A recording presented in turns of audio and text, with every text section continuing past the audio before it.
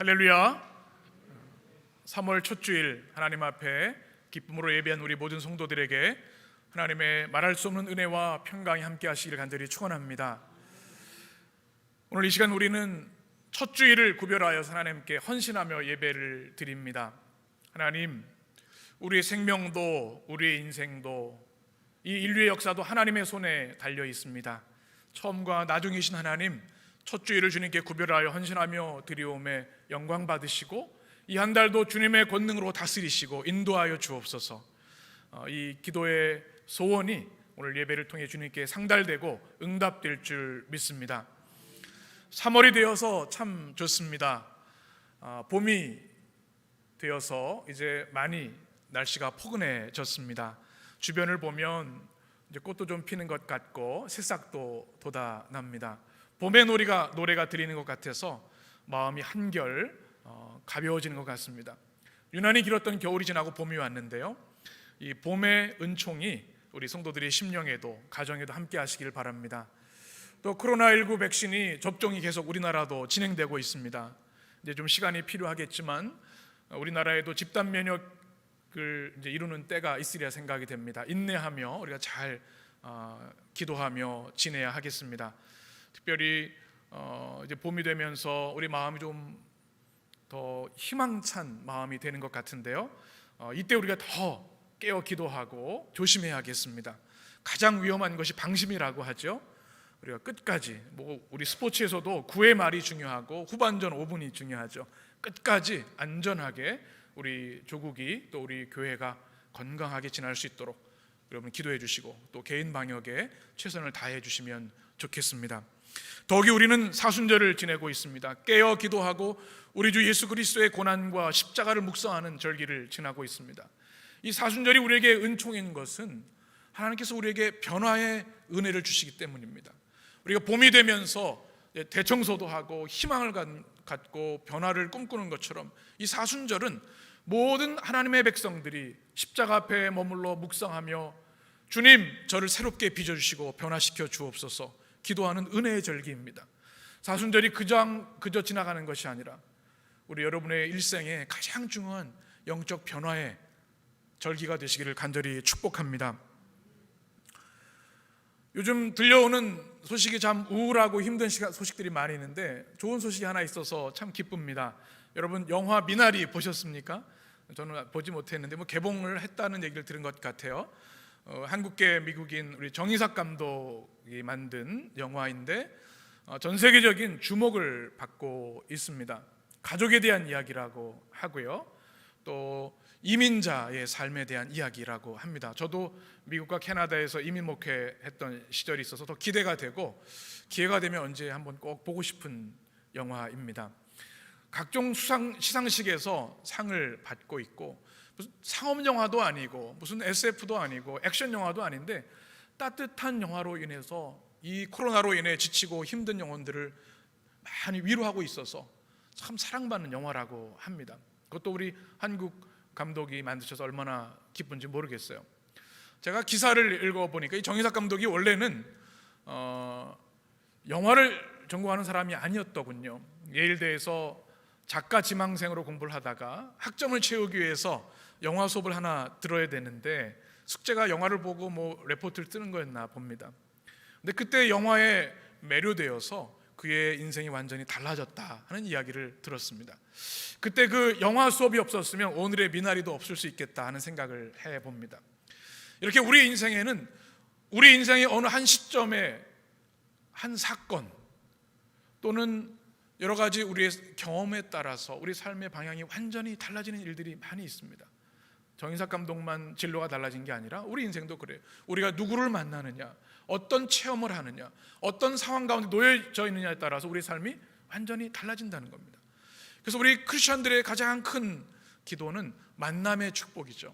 우리가 누구를 만나느냐에 따라서, 어떤 사건을 만나느냐에 따라서 우리 인생이 전혀 달라지기 때문에 그렇습니다. 여러분의 삶에, 여러분의 자녀 가운데 만남의 복이 있게 되길 간절히 축복합니다. 그런데 만남 중에도 최고의 축복은 살아계신 하나님을 만나는 것입니다. 왜냐하면 하나님의 만남에 있어서 우리의 인생이 달려있고 우리의 영원한 운명이 달려있기 때문에 그렇습니다. 우리 모두는 하나님을 만난 사람들입니다. 그래서 이 자리에 주님을 경배하고 예배합니다. 우리는 사순절을 맞으면서 우리 주님을 만난 사람들을 성경을 통해 한 사람 한 사람 만나고 있습니다. 베드로가 주님을 어떻게 만나는지, 어떻게 변화되는지, 안드레가 어떻게 변했는지, 여러분 이 말씀을 나누면서 그냥 그 제자들의 이야기로 끝나는 것이 아니라, 하나님, 제가 이 사순절에 그 제자들처럼 주님 만나기를 원하고 저에게도 그런 변화가 있게 되기를 원합니다. 여러분의 기도가 되셨으면 좋겠습니다. 교회는 만남의 공동체, 거룩한 만남의 공동체이어야 합니다. 이런저런 사업을 잘하는 것도 중요하지만 가장 본질적이고 중요한 것은 살아계신 하나님을 만나고 그 하나님을 예배하는 것에 있습니다. 우리 주님만이 우리를 변화시키시고 새롭게 하시고 구원하시고 우리를 영원한 생명에 이르게 하시기 때문에 그렇습니다. 저는 우리 교회를 향한 기도를 하면서, 하나님, 우리 에림교회가 거룩한 만남의 공동체 되게 하여 주옵소서. 하나님을 만나고 하나님께 인생을 드린 거룩한 성도들의 만남이 있게 하여 주시옵소서. 또 하나님, 우리 교회가 날마다 영적인 사건이 있는 교회 되기를 원합니다. 내가 예수 믿은 지 1년, 10년 지나도 변화없는 것이 아니라 성령께서 나를 만지시고 때로는 나를 사로잡으셔서 변화시키는 역사들이 있어야 됩니다. 거룩한 영적 변화가 우리 교회에 날마다 있어야 된다는 겁니다. 오늘 우리가 만나게 되는 사도 요한, 바로 그가 그런 사람이었습니다. 그가 과연 어떤 사람이었는가? 그가 예수님을 만나기 전에 어떤 사람이었고 만난 후에 어떻게 변화되었는가? 오늘 말씀을 통해서 주님, 저도 그 변화의 사람, 그 변화의 은혜를 덧입기를 원합니다. 여러분의 기도와 또 말씀의 은혜가 있게 되기를 간절히 축복합니다. 사도 요한은 먼저 사랑의 사도였습니다. 첫 번째로 사도 요한이 어떤 사람이었는가? 한번 따라해 보실까요? 사랑의 사도, 강렬한 사랑의 사도였습니다. 요즘 별명 전성시대라고 하는 이야기를 많이 하는 것을 들었습니다. 여러분 부캐라는 얘기 들어보셨죠? 우리 결혼식 때 나누는 부꽃이 아니라 부캐릭터라 합니다. 본 캐릭터가 있고 부캐릭터가 있대요.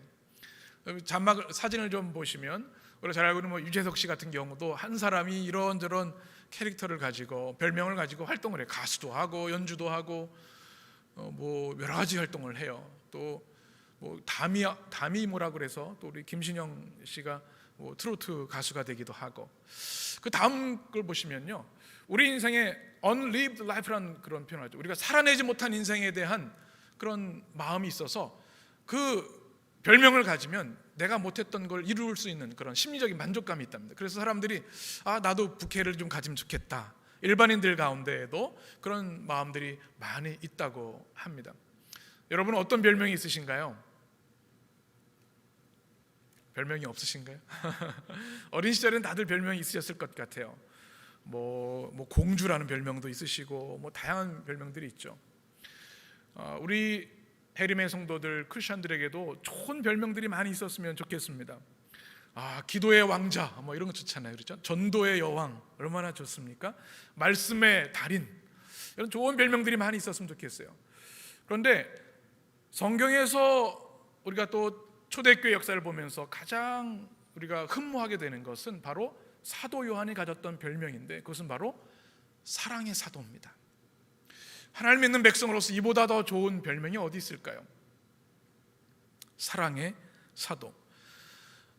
사도 요한은 초대교회의 위대한 영적 지도자였습니다. 그리고 12제자 중에 가장 장수한 사람이었습니다. 여러분 반모섬에서 노인이 되어 요한계시록을 기록할 정도로 장수한 사람이었는데요, 초대교회 많은 크리스천들이 가장 존경하는 사람이 바로 사도 요한이었습니다.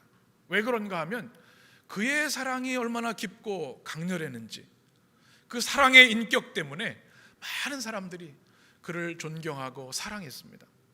그리고 우리가 잘 알고 있는 사랑의 서신 요한 1, 2, 3서를 기록한 사도가 바로 요한입니다. 사랑의 사도, 얼마나 아름다운지. 그런데 성경을 우리가 복음서를 읽다 보면 우리가 반드시 기억해야 하는 것이 있습니다. 사도 요한이 처음부터 사랑의 사도가 아니었다는 겁니다. 인간적인 흠과 약점이 참 많은 사람이었습니다. 주님 만나기 전에 말이죠. 마가복음 1장 19절 20절의 말씀을 보시면 같이 읽겠습니다. 조금 더 가시다가 세베대의 아들 야고보와 그 형제 요한을 보시니 그들도 배에 있어 그물을 깁는데 곧 부르시니 배에 버려두고 예수를 따라가니라. 아멘. 예수님께서 12제자를 부르실 때 특별히 오늘 요한을 부르시는데요. 요한이 누구의 아들이에요? 세베대의 아들, 그렇죠? 그리고 그의 형제가 누구예요? 야고보입니다. 세베대가 아버지고 아들이 야고보와 요한이 형제입니다. 베드로 안드레가 형제인 것처럼. 그런데 오늘 성경을 통해서 보면 그의 직업이 뭔지 우리가 유추할 수 있죠. 무엇입니까? 어부입니다. 어부. 배에서 그물을 손질하고 있었죠. 어부입니다. 그런데 오늘 성경에서 우리가 그가 어떤 사람인가를 보기 위해서는 그가 자란 마을을 알 필요가 있습니다. 바로 갈릴리 출신이었습니다. 지도를 한번 보시면 이스라엘에서 가장 북쪽에 있는 땅이 바로 이 갈릴리 지역입니다. 그 당시 로마의 식민지였죠. 그런데 그 갈릴리를 감싸고 있는 도시들이 그 당시에 식민 통치를 했던 이방 도시들이었습니다. 헬라 도시들이었습니다. 그러니까 어땠을까요? 로마의 착취와 억압이 너무나 강한 지역이었습니다. 세금을 많이 걷고 폭력과 폭정이 있었던 지역이 갈릴리입니다. 이 바로 요한이 그런 지역에서 자랐습니다. 특별히 이 갈릴리 호수를 보시면 이 갈릴리 바다라고도 하는데요. 그 호수가 호수이지만 큰 호수이기 때문에 바다라고 얘기를 했죠. 이것이 바로 베세다입니다. 갈릴리 중에도 베세다 지역에서 이 요한이 어부 일을, 가업을 이어서 하고 있었습니다. 그 당시에 벳사람들은 굉장히 거친 성격의 소유자들이었습니다. 그렇지 않으면 이 생업을 이어갈 수가 없는 거죠. 더욱이 갈릴리라고 하는 저항의 도시, 때로는 역사에 보면 반란의 도시입니다. 로마에 저항했던 바로 그런 환경에서 요한이 자라난 겁니다. 그러니 얼마나 분노가 많았겠습니까?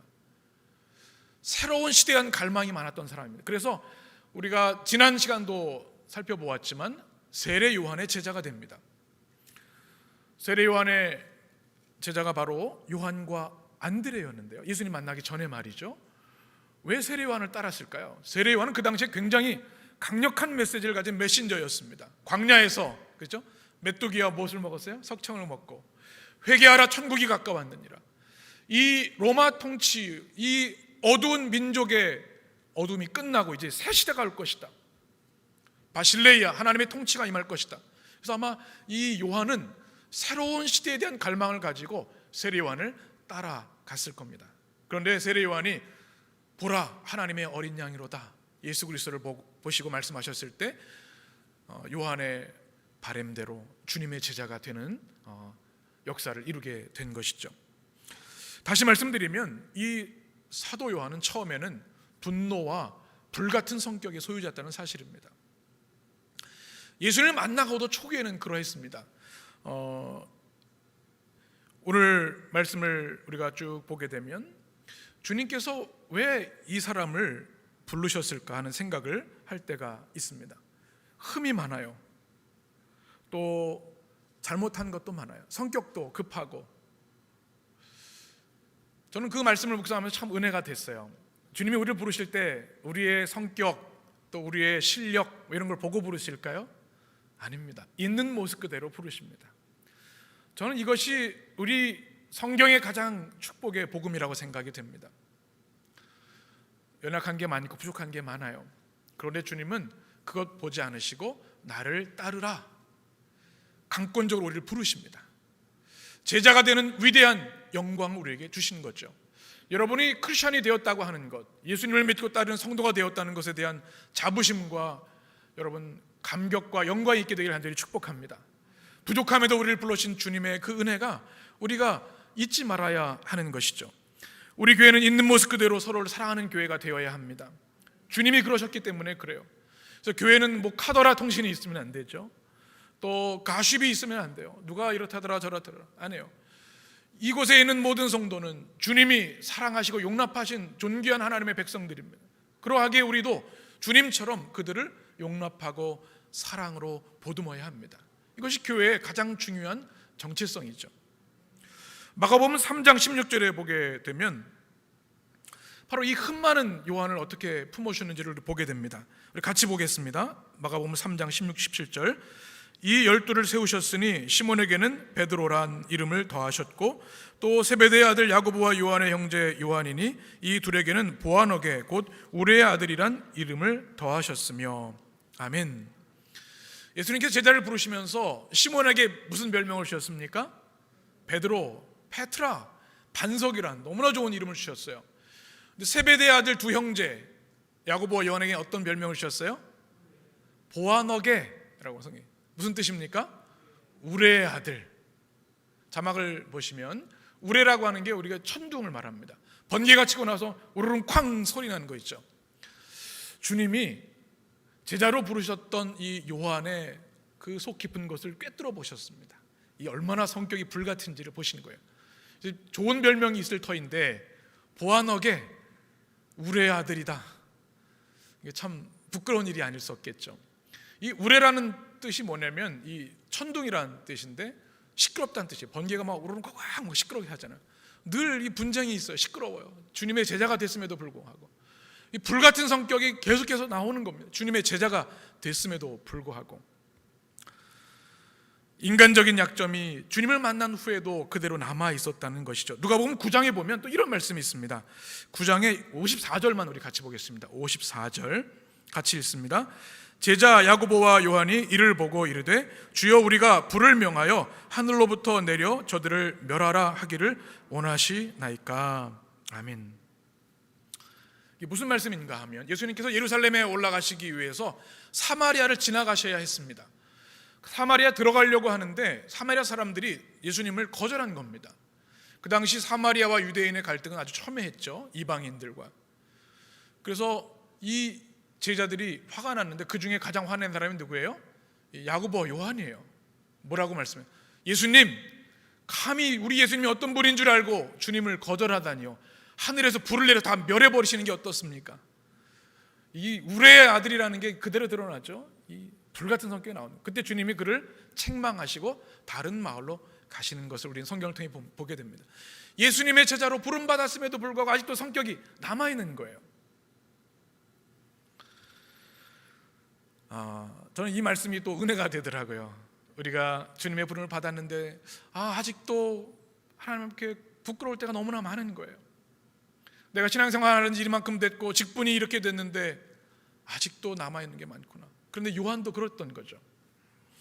우리는 주님을 영접하는 순간 구원의 은총을 받습니다. 그래서 우리 이것을 신생, 뉴 버스라고 합니다. 새로 태어난다. 거듭남의 체험을 주십니다. 소속이 변화됩니다. 어둠에서 어둠의 자녀에서 빛의 자녀로 하나님의 자녀로 거듭나는 축복을 신생, 주님을 영접함으로 우리는 얻게 됩니다. 그런데 그것으로 머물러 있어서는 안 되는 거죠. 태어나면 어떻게 돼요? 자라야 합니다. 어린아이가 갓난아이 태어나서 10년, 20년 지나도 그대로 어린아이면 어떻게 돼요? 안 되죠. 우리도 그리스도 안에서 그리스도의 보혈로 다시 태어난 후에 자라야 합니다. 이것을 우리는 성화라고 합니다. 주님을 닮아가고 주님의 그리스도의 장성한 분량에까지 자라나는 것. 바로 요한이 처음에 주님 만나기 전에도 그랬고 처음 만날 때도 이 불같은 성격이 남아 있었는데요. 주님과 하루, 한 달, 1년, 3년을 지나면서 그리고 부활하신 주님과 성령의 임재를 경험하면서 그는 성숙한 사랑의 사람으로 변화되어 갔습니다. 무슨 말씀일까요? 주님이 우리를 변화시키신다는 겁니다. 빚어주신다는 겁니다. 저는 가장 좋아하는 말 중에 이런 말이 있어요. 한번 따라해 보실까요? 아직 공사 중입니다. 우리 뭐 그런 얘기 하잖아요. 아이 권사가 왜 이래? 장로가 왜 이래? 목사가 왜 이래? 집사가 왜 이래? 크리스천이 왜 이래? 그러면 뭐라 그래야 돼요? 공사 중입니다. 주님이 빚어가는 과정 가운데 있어요.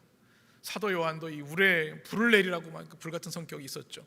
그런데 중요한 것은 뭔가? 지금 내가 그리스도 안에 있고 성령 안에 있어서 성령 우리를 다듬어 가시고 우리를 거룩한 하나님의 자녀로 빚어 가신다는 겁니다. 깊은 사랑의 사람으로 바꿔 가신다는 겁니다. 요한일서 3장에 보면 이렇게 말씀합니다. 우리 요한일서 3장 13절에서 13절 18절 말씀 같이 읽습니다. 형제들아 세상이 너희를 미워하여도 이상히 여기지 말라. 우리는 형제를 사랑함으로 사망에서 옮겨 생명으로 들어간 줄을 알거니와 사랑하지 아니하는 자는 사망에 머물러 있느니라. 자녀들아, 우리가 말과 혀로만 사랑하지 말고 행함과 진실함으로 하자. 아멘. 여러분, 하늘에 불을 내리라고 했던 그 요한이 맞나요? 주님 안에서 이렇게 사랑의 사람으로 변화된 겁니다. 사랑하지 않는 자는 하나님 모르는 거야. 내가 하나님 만났다고 하고 하나님과 동행한다고 하지만 하나님 모르는 사람, 사랑하지 않는 사람은 거짓이라고 얘기를 합니다. 행함과 진실함으로 하나님의 사람들을 사랑해야 된다 말씀합니다. 요한일서 4장에서 이렇게 말합니다. 우리가 잘 아는 7절 8절 말씀만 같이 읽겠습니다. 사랑하는 자들아, 우리가 서로 사랑하자. 사랑은 하나님께 속한 것이니 사랑하는 자마다 하나님으로부터 나서 하나님을 알고 사랑하지 아니하는 자는 하나님을 알지 못하나니 이는 하나님은 사랑이심이라.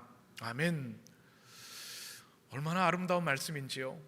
사랑의 사도가 노사도가 되어서 하나님의 사랑에 완전히 푹 빠져 있는 그 아름다운 믿음의 고백들을 우리는 성경을 통해 듣게 됩니다.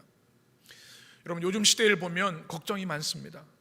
그 어느 시대보다도 폭력적이고 분열과 분노와 징후가 가득한 사회이기 때문에 그래요.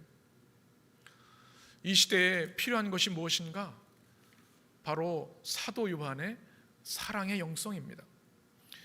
정의삭 감독이 영화 미나리를 만들고 골든글로브 시상식의 78회에서 상을 받았는데요, 수상소감하는 장면이 많은 사람들에게 감동을 주었습니다. 사진을 보시면 영상으로 인터뷰를 했기 때문에 딸을 끌어안고 영상 인터뷰를 합니다. 사진을 좀 보여주시면 좋겠습니다. 그가 이 수상소감을 이렇게 이야기했습니다. 여기 함께 한 딸이 이 영화를 만든 큰 이유입니다. 미나리는 가족 이야기입니다. 그들만의 언어로 이야기하려고 노력하는 가족의 이야기이고, 그 언어는 단지 미국의 언어나 그 어떤 외국어가 아니라 진심의 언어, Language of Heart입니다. 우리 모두 서로에게 이 사랑의 언어, Language of Love로 말하는 법을 배웠으면 좋겠습니다. 특히 올해에는 말입니다. 이런 소감을 했는데 얼마나 감동이 되는지 모릅니다. 이게 브래드 피트가 제작사라고 하죠. 미국 자본 또 미국 감독이 만들었는데도 외국어 영화상을 받아서 논란이 많았어요.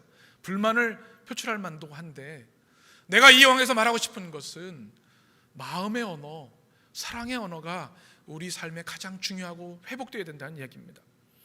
바로 사도 요한의 메시지와 일맥상통한다는 사실을 우리가 고백하지 않을 수 없습니다. 여러분, 어떤 사람이 되고 싶으신가요? 여러분이 하나님 앞에 가기 전에 어떤 성숙하고 온전한 성도가 되길 원하십니까? 지혜가 많은 사람, 운동을 잘하는 사람, 재미있는 사람. 그러나 하나님의 백성들의 가장 큰 찬사는 주님의 사랑이 가득한 사람. 우리가 천국에 주님을 만나러 갈 때 우리 후손들이 그분은 참 사랑의 사람이셨어, 이것이 얼마나 큰 축복일까요? 전 우리 해림의 성도들이 주님의 사랑으로 충만한 이 시대의 요한들이 되어주시길 간절히 축복합니다. 요한일서 4장에 보면 19절에 이렇게 고백합니다. 우리가 사랑함은 그가 먼저 우리를 사랑하셨습니다. 십자가 사랑을 경험한 사람은 그 이전과 동일할 수가 없습니다. 그 십자가 사랑을 알았기에 그는 그의 인격이 다듬어지고 노사도가 되었을 때 사랑의 사도로 많은 성도들에게 살아있는 하나님의 메시지로 살아갔던 것이죠. 이 시대에 여러분도 사도 요한처럼 사랑의 사도들이 여러분의 가정에서, 일터에서, 교회에서 되어주시길 간절히 축복합니다. 또 사도 요한은 어떤 사람이었는가? 주님을 만난 후에 그는 진리와 교회의 수호자였습니다. 주님의 복음, 예수 그리스도의 말씀, 또 주님의 피값으로 사신 교회를 위해서 생명을 걸고 지켰던 진리와 교회의 수호자가 되었던 사실입니다.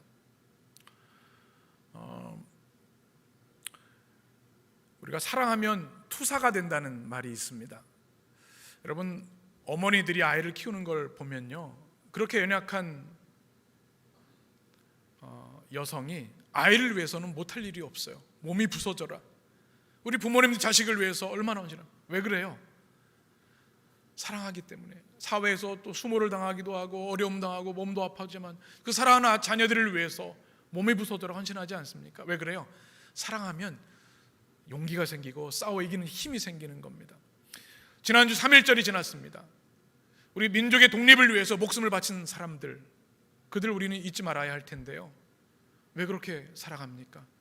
조국을 사랑하기 때문에 목숨을 바치는 겁니다.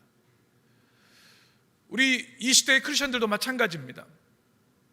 저는 이 코로나 시대의 목회를 하면서 참 어려운 것도 있고 참 힘든 점도 많이 있지만 저는 더 큰 은혜를 많이 받고 있습니다.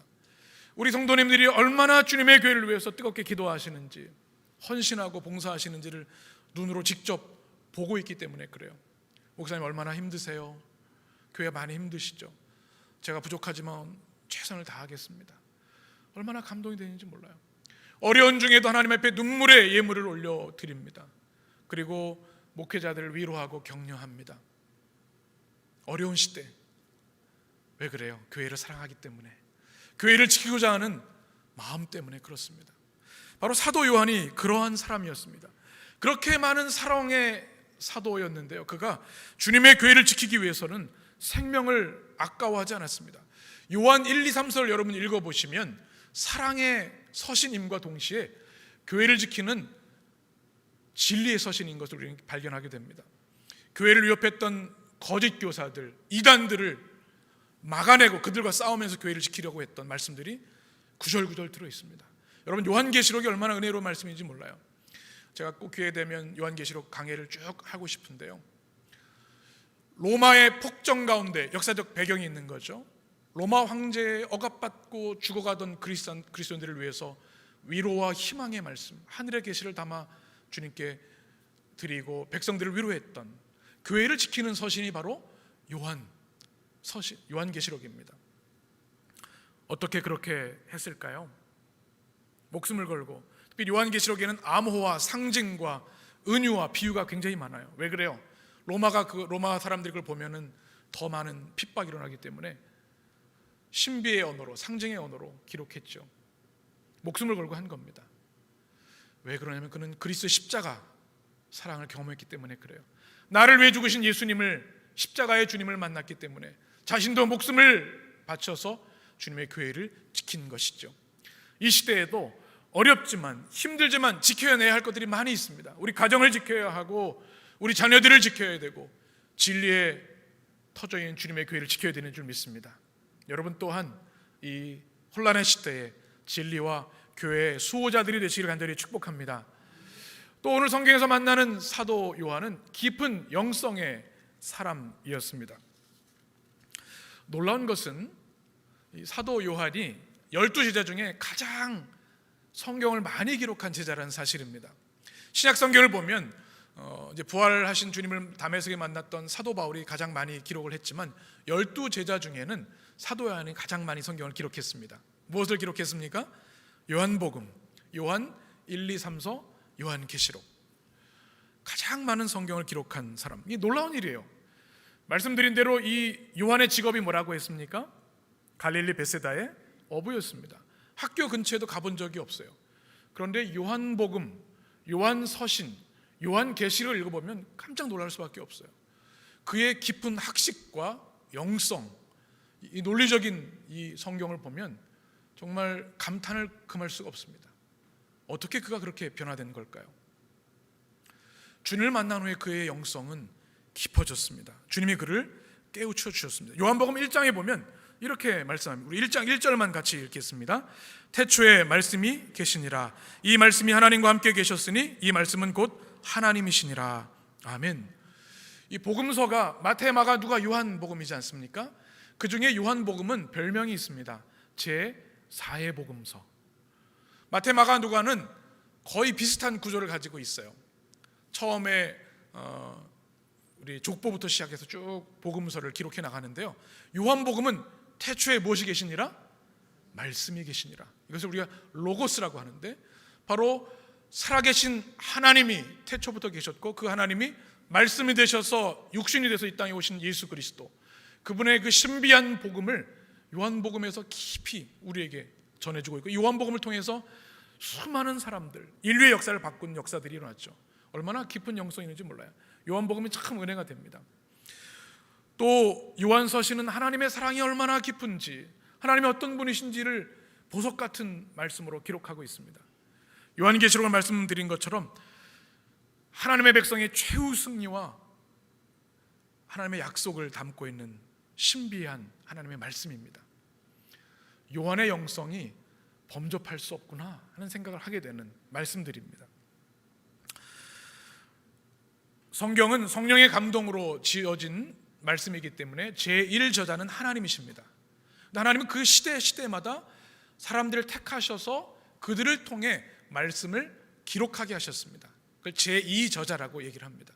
사도 요한이 그 영광을 받았어요. 어부였던 그가, 무학자였던 그가 온 인류의 역사를 바꿀 정도의 강력한 복음을 기록하는 영광을 가졌다는 겁니다. 어떻게 가능했는가? 주님을 만나면 깊어집니다.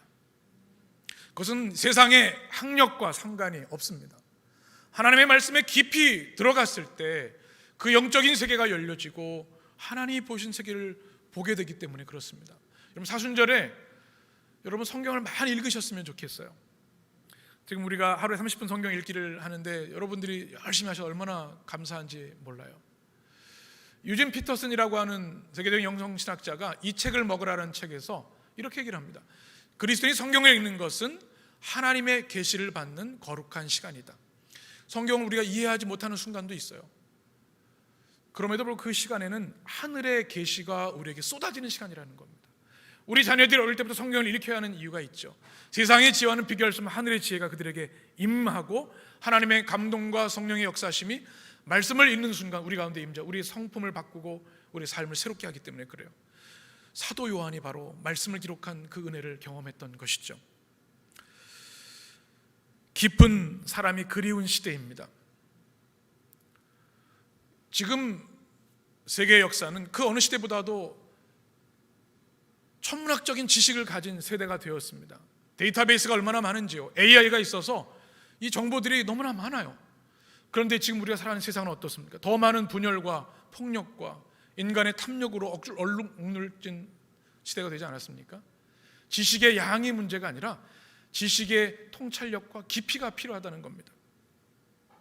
깊은 생각, 깊은 영성이 필요한 시대입니다. 마가복음 10장 37절에 보면 사도 요한이 원래 이런 사람이었습니다. 37절을 같이 읽겠습니다. 여짜오되 주의 영광 중에서 우리를 하나는 주의 우편에 하나는 좌편에 있게 하여 주시옵소서. 주옵소서. 원래 요한은 권력욕이 있었던 사람입니다. 세상의 영광을 추구하는 사람이었어요. 그래서 주님께 주님 부탁드릴 게 있어요. 주님이 기적을 베푸시고 추종자가 많아지니까 주님이 이스라엘의 왕이 되시면 어떻게 해요? 높은 자리 하나 주십시오. 한 사람은 오른쪽에 한 사람은 왼쪽에 좌의정 우의정 좀 주십시오. 이렇게 얘기했던 사람이에요. 그런데 그가 요한 3서 1장에 보면 이렇게 변화됩니다. 우리 요한 3서 1장 1절 2절 같이 읽습니다.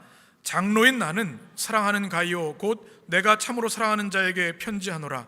사랑하는 자여 내 영혼이 잘됨같이 내게 간구하노라. 아멘. 영혼의 잘됨에 대해서, 영적인 세계에 대해서 그가 강력하게 말씀하고 있습니다. 요한계시록 1장에 보면 오늘 우리가 읽었던 본문 말씀 1절에 이렇게 말씀합니다. 1절만 같이 읽습니다. 예수 그리스도의 계시라. 이는 하나님이 그에게 주사 반드시 속히 그 종들에게 보이시려고 그의 천사들 그 종 요한에게 보내어 알게 하신 것이라. 아멘. 무슨 말씀입니까? 주님께서 앞으로 이루실 하나님의 미래의 약속, 통치에 대해서 계시를 받는 영광을 요한이 가졌습니다. 깊은 영성의 사람이 됐다는 거죠. 사순절에 주님 우리에게 명령하시는 강력한 복음의 메시지가 있습니다. 누구누구야 너 더 깊은 사람이 되어라. 십자가 앞에 더 많이 머물고 말씀 앞에 겸손히 엎드려서 더 깊은 사람이 되어라. 더 깊은 기도의 사람, 더 깊은 말씀의 사람, 더 깊은 사랑의 사람이 되어라.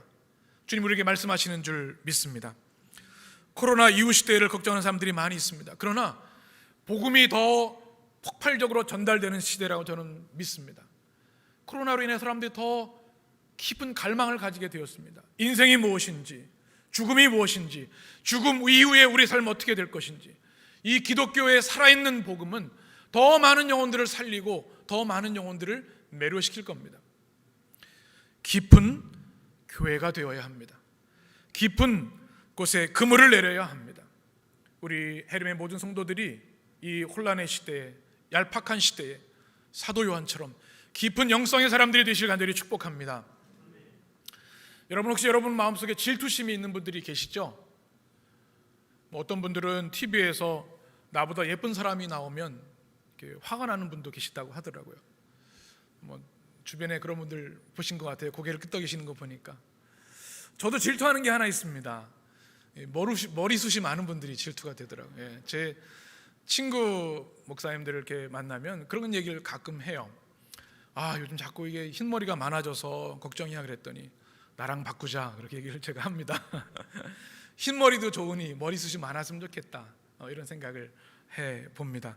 여러분도 이런저런 질투의 내용들, 부러움의 내용들이 있으실지 모르겠어요. 근데 저는 사도 요한의 말씀을 묵상하며 성경을 읽고 또 많은 책들을 읽으면서 우리가 정말 질투해야 될 사람은 사도 요한이라는 생각을 했습니다. 왜 그럴까요? 우리 주님의 사랑을 가장 많이 받은 제자였어요. 성경에 그게 나와 있죠. 요한복음 13장 23절 같이 읽습니다. 예수의 제자 중 하나 곧 그가 사랑하는 자가 이제 누웠더라.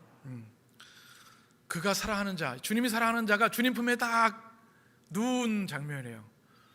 얼마나 사랑을 받았을까요? 더 놀라운 것은 주님이 십자가에서 죽으시기 전에 육신의 어머니인 마리아를 부탁하는 제자가 있습니다. 요한복음 19장의 말씀, 우리 27절만 보겠습니다. 27절 같이 시작. 또 그 제자에게 이르시되 보라 내 어머니라 하신대 그때부터 그 제자가 자기 집에 모시니라. 그래서 이 제자가 누구예요? 사도 요한입니다. 주님 십자가에 돌아가실 때 육신의 어머니 마리아를 맡길 사람이 누굽니까? 수제자 베드로도 아니었고요, 안드레도 아니었습니다. 누굽니까?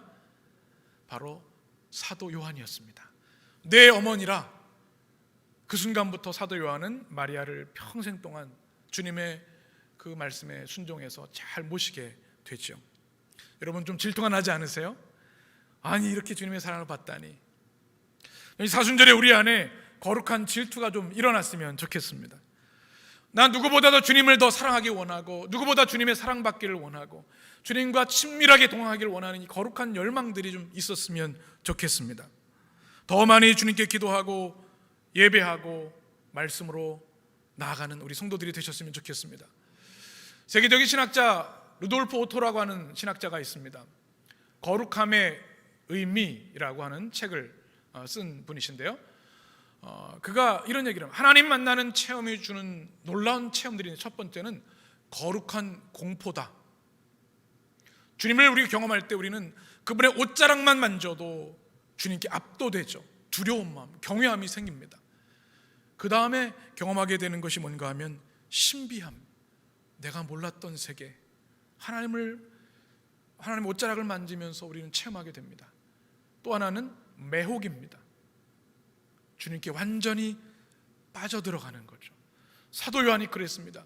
물고기를 잡던 어부에서 하나님 나라 천국의 역사를 이뤄가는 위대한 사도가 될 수 있었던 이유는 나를 따르라 하는 주님의 부르심에 순종했을 때, 주님의 영성과 사랑에 압도되었을 때, 그는 주님께 매혹되어서 일평생 죽는 순간까지, 밤모섬에서 요한계시록을 기록하는 그 순간까지 주님께 매혹되어서 살아갔습니다. 저는 오늘 말씀을 마치면서 이 사순절에 우리 모든 성도들이 주님의 사랑에 더 깊이 들어가시면 좋겠습니다. 주님께 완전히 매혹되셨으면 좋겠습니다. 주님이 너무너무 좋아서 주의 말씀을 밤낮으로 묵상하고 주님의 말씀에 순종하며 살아가는 사람들, 인간적인 부족함이 많았던 사도 요한, 그러나 그는 사랑의 사도가 되었고 진리와 교회를 수호하는 진리의 사람이 되었고 깊은 영성의 사람이 되었는데, 주님 저에게도 이런 놀라운 변화를 허락하여 주옵소서. 여러분의 기도와 응답이 되시기를 간절히 축원합니다. 기도하겠습니다.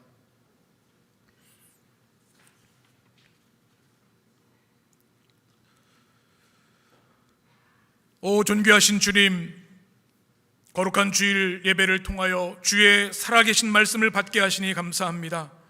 오 성령님, 하늘의 말씀으로 우리의 영과 마음과 온 존재를 사로잡아 주시고 우리의 모든 죄를 씻어 주시며 하나님의 성령으로 우리를 감동과 변화로 인도하여 주옵소서. 사도 요한의 모습을 같이 말씀을 통해 나누었습니다. 우레의 아들이었던 그가 사랑의 사도가 되었습니다. 물고기를 잡는 세상의 영광,